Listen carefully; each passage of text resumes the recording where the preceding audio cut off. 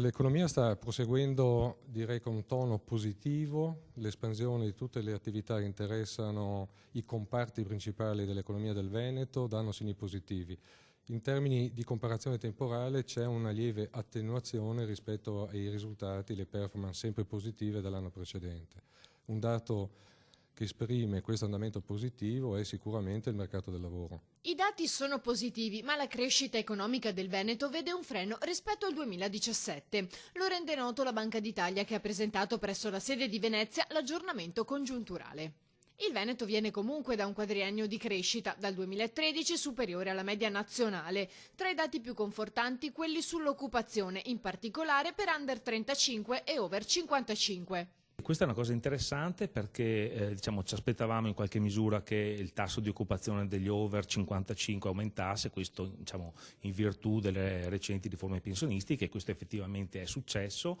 La cosa positiva è che aumenta anche il tasso di occupazione degli under 35, che comunque è aumentato, anche se si mantiene ovviamente su livelli inferiori a quelli medi, dell'occupazione media. Stiamo parlando fondamentalmente di contratti a termine, nei primi 6 mesi c'è stata una crescita, quindi un aumento delle assunzioni nette, soprattutto per contratti a termine, però a differenza dell'anno scorso nei primi 6 mesi di quest'anno sono cresciuti anche i contratti a tempo indeterminato. Questo ha portato di conseguenza a migliorare anche le condizioni economiche delle famiglie, sia per il credito al consumo, con un più 9,6% nei primi 6 mesi, che per i mutui. Le imprese hanno migliorato la loro posizione di liquidità finanziaria, ma visto l'andamento dei mercati esteri, ora si muovono con cautela. Miglioramento anche nel settore turistico, con la crocieristica a Venezia che indica un dato sorprendente. Un dato che è in controtendenza rispetto ai flussi di merci, di passeggeri nei sistemi portuale e aeroportuale,